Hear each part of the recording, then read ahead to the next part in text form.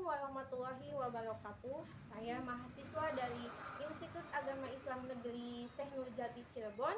Nama saya Sifa Ulujeni Sihabudin dari Fakultas Ilmu Tarbiyah dan Keguruan Prodi Pendidikan Bahasa Arab. Saya di sini akan mengerjakan salah satu tugas dari mata kuliah Pancasila dengan tema observasi pengamalan Pancasila di lingkungan sekitar saya.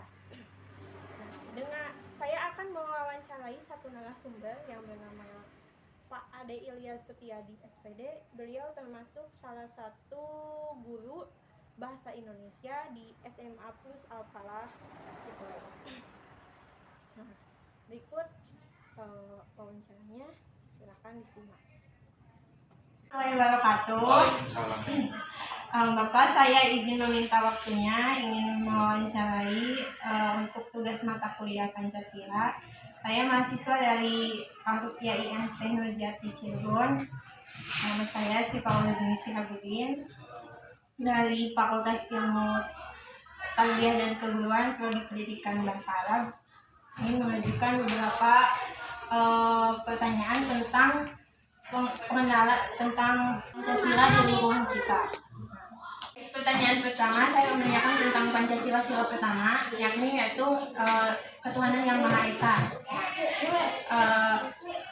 Di sekitar kita, khususnya di sekitar pantai, kan kita harus percaya bahwa Tuhan itu ada satu, Esa ya. Esa itu berarti kan satu. Nah, tetapi bagaimana cara kita menanggapi, khususnya di daerah kita sekitar pantai selatan ini ya, kan sering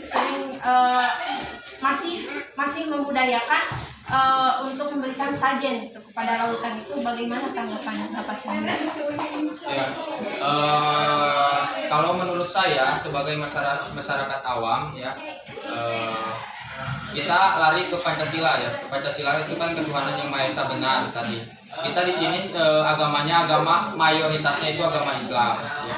Kalau sajen itu di Islam itu jelas diharamkan dikarenakan itu adalah musyrik ya, mensekutukan Allah. Jadi kalau mensekutukan Allah kan menganggap ada sesuatu yang lain yang bisa memberikan suatu keberkahan. Contohnya sesajen itu sesajen laut. Berarti orang-orang itu memberikan sesajen agar supaya ada keberkahan yang lebih dari orang yang menunggu laut, contohnya itu ya, seperti itu kan sangat musyrik sekali. Kita kembalikan lagi ke kultur kita atau budaya tradisi di kita. Budaya tradisi di kita itu ada yang namanya sajen ya. Kalau kita selaku umat muslim kita tidak boleh mempercayainya ya, tidak boleh mempercayainya. Bagaimana kita kalau kita ikut ke sana?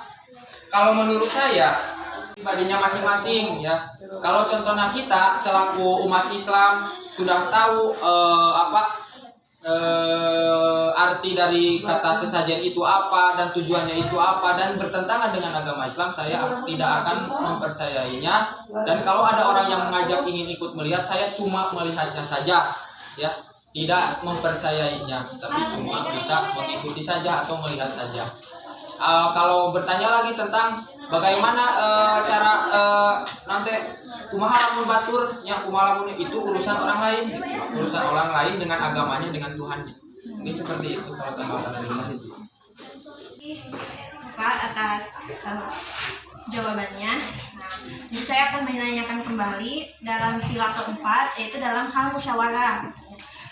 Kalau kita bermusyawarah pasti terjadi perbedaan pendapat. Nah, perbedaan pendapat tersebut terkadang menimbulkan perselisihan atau permusuhan. Terkadang kan kita di dalam ruangan musyawarah. Nah, di dalam ruangan kita setuju, tapi pas di luar ruangan ada yang mencaci maki, menjelekkan. Nah, itu bagaimana?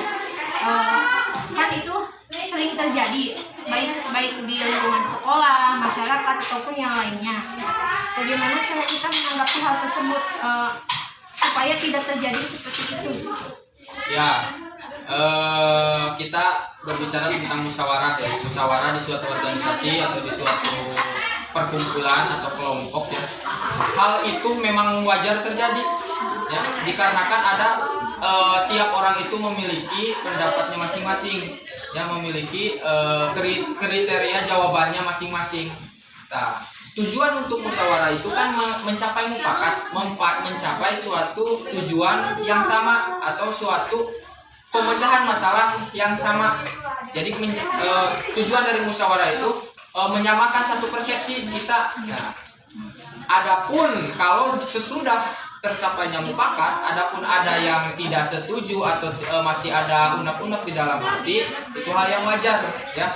Itu hal yang wajar, dan kita selaku orang yang berorganisasi, yang berkelompok, kita harus siap menyikapi tentang kebijakan-kebijakan yang sudah kita sepakati, ya.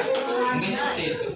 Jadi intinya di musyawarah itu memang wajar terjadi tentang perbedaan pendapat. Tapi kalau sudah ditentukan atau sudah ditentukan hasilnya, sudah menyepakati semuanya, itu sudah keputusan yang fix dan sah. Adapun kalau ada unek-unek di luar itu, setelah itu hal yang wajar. Dan kita selaku orang yang berorganisasi, kita harus bisa menyikapinya dengan tenang dan tidak sarwana lah, intinya gitu. Ya, kalau ada permasalahan bisa dimusyawarahkan kembali. Ya, seperti itu. Untuk selanjutnya mungkin jadi pertanyaan terakhir. Nah, sebagaimana yang telah saya rasakan di lingkungan sekitar ini, nah, Pancasila yang sudah diterapkan yaitu tentang Persatuan Indonesia. Contohnya seperti organisasi pemuda-pemudi.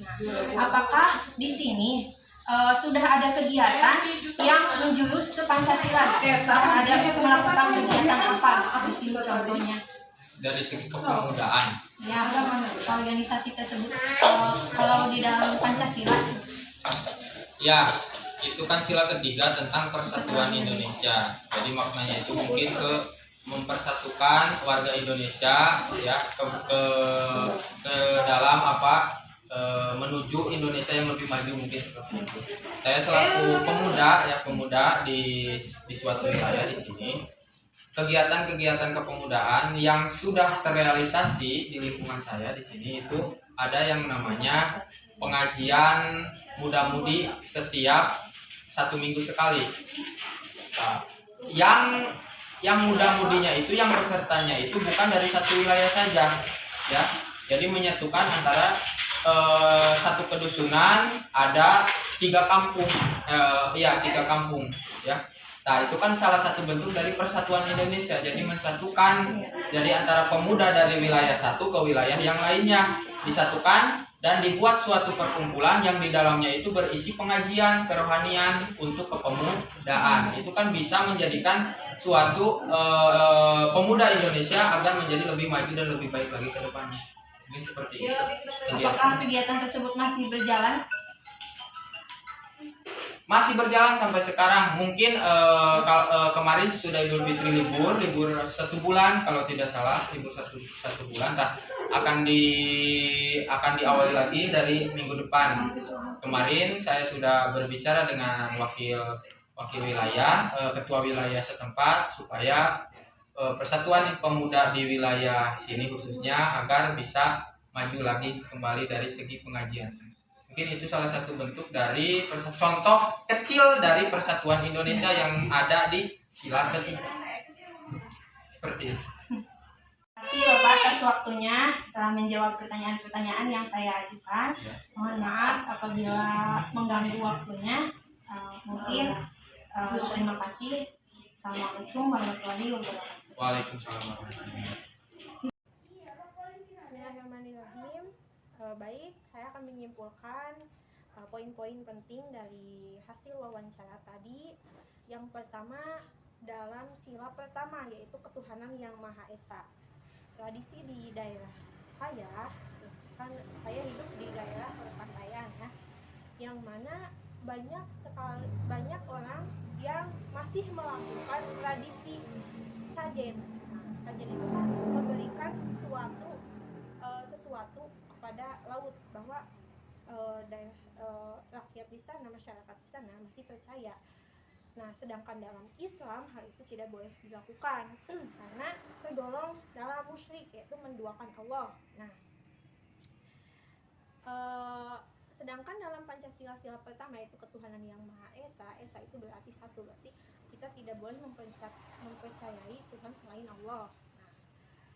Nah, kita sebagai umat Islam tahu bahwa hal itu musyrik, jadi hal itu tidak boleh dilakukan. Tetapi kalau misalkan kita ingin ikut-ikutan menyaksikannya itu tidak apa-apa, tetapi jangan percaya pada selain Allah gitu. Nah, terus poin kedua yaitu tentang musyawarah. Musyawarah dalam suatu organisasi contohnya, nah hal itu kan musyawarah itu mengumpulkan pendapat-pendapat dan disatukan menjadi satu kesimpulan ya, yang mana diambil dalam berbagai pendapat orang lain, tidak dari sebagian kalangan, tidak. Adapun jika sudah mencapai kesepakatan, sudah fix itu kesepakatannya, nah, tetapi ada orang berbicara di luar itu, nah itu terserah mereka, tetapi kita tidak boleh menyinggungnya, harus menghargai pendapat orang lain. Dan poin yang terakhir yaitu tentang organisasi yang sudah diterapkan di lingkungan saya, yaitu organisasi perkumpulan pemuda-pemudi. Itu tidak hanya dilakukan di kampung saya, tetapi menyatukan berbagai kampung menjadi satu organisasi, yaitu dinamakan organisasi pemuda-pemudi. Nah, adapun kegiatan yang masih dijalankan yaitu kegiatan rutinitas pengajian di lingkungan sekitar. Nah, misalkan minggu ini di kampung ini, minggu ini di kampung ini, jadi bergilir. Nah, itu akan mempererat tali persaudaraan antara pemuda-pemudi yang satu dengan yang lainnya, kampung satu dengan kampung lainnya. Mungkin itu saja yang dapat saya simpulkan dari poin-poin penting dari wawancara tadi. Kurang lebihnya mohon dimaafkan, semoga bermanfaat bagi para pendengar. Wassalamualaikum warahmatullahi wabarakatuh.